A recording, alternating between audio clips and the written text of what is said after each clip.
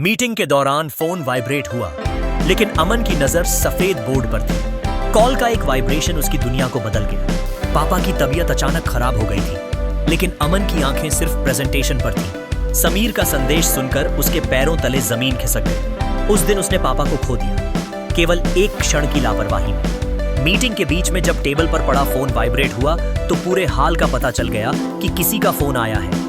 बड़े पोस्ट पर विद्यमान अधिकारी ने अपनी तरफ से बड़ी विनम्रता से कहा, फोन को साइलेंट करके बैठिए प्लीज। अमन अचानक हड़बड़ा गया। उसने झटपट फोन उठाया, कॉल डिस्कनेक्ट किया, बिना ये देखे कि कॉल किसका था।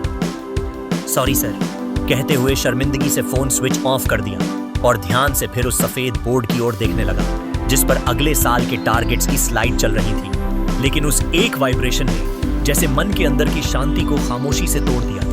अमन एक मध्यम वर्गीय परिवार से था।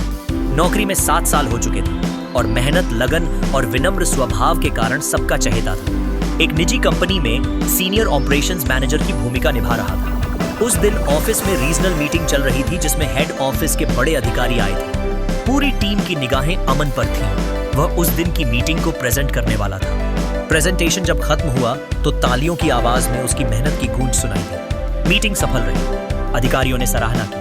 मीटिंग के बाद जब सब रिफ्रेशमेंट की ओर बढ़े, अमन वहीं चेयर पर बैठा रह गया, सिर नीचे किए।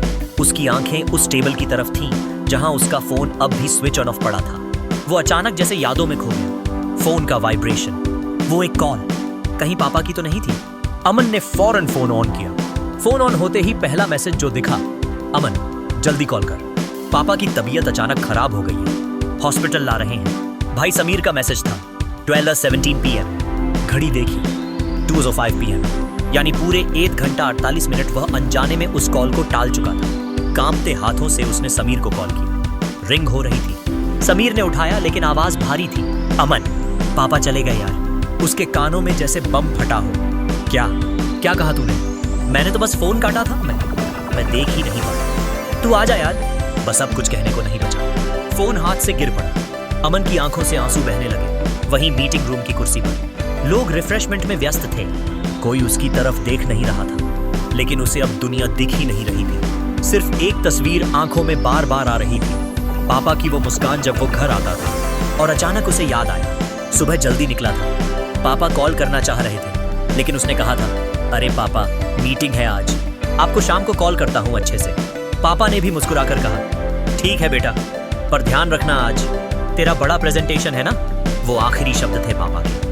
शायद पापा ने फिर भी आखिरी बार फोन किया था बेटे की आवाज सुनने को। पर बेटा उस दिन प्रेजेंटेशन में जीत गया, पर पापा को हार गया। अमन उसी दिन शाम की ट्रेन से अपने छोटे शहर के लिए रवाना हो गया। जब घर पहुंचा तो सफेद चादर से ढके पापा की देह देखकर उसका दिल फट गया। समीर ने बताया, पापा को सुबह हल्का चक्कर आया था, फिर अचानक सांसें तेज हो गईं।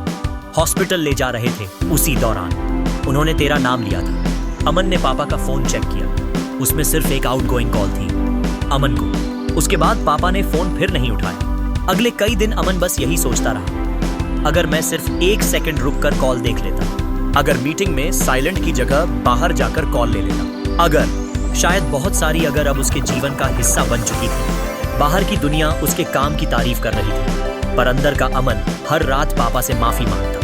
आज पापा को गए 2 साल हो चुके हैं। अमन अब भी उसी कंपनी में काम करता है, लेकिन अब उसने एक आदत बदल दी है। फोन कभी भी अनदेखा नहीं करता। जब भी फोन वाइब्रेट होता है वो पहले देखता है कि कौन है। कभी कभी कॉल्स जरूरी नहीं होते, लेकिन इंसान जरूर होता है। एक दिन ऑफिस में एक नया लड़का था, रवि। मीटिंग चल रही थी, उसका फोन बजा। उसने तुरंत उठाया और बाहर जाने लगा। अमन ने अधिकारियों की तरफ देखकर विनम्रता से कहा, सॉरी, वो जरूरी कॉल हो सकता है, थोड़ा सा समय दे दीजिए उसे। मीटिंग कुछ देर रुकी। रवि बाहर गया, फिर लौटा और आंखों में आंसू लिए बोला, सर मेरी बहन का एक्सीडेंट हुआ है, अस्पताल जा रहा हूं। अमन ने उसकी पीठ पर हाथ रखा और बस इतना कहा, जाओ रवि, सबसे जरूरी मीटिंग वही है अभी तुम्हारी। एक मीटिंग, एक प्रेजेंटेशन, एक नौकरी, ये सब जिंदगी का हिस्सा है। लेकिन जो लोग हमें बिना शर्त चाहते हैं, माँ, पिता, भाई, बहन, दोस्त, उनका एक फोन कभी अनदेखा मत करना, क्योंकि कभी कभी एक अधूरी कॉल एक अधूरी कहानी बन जाती है।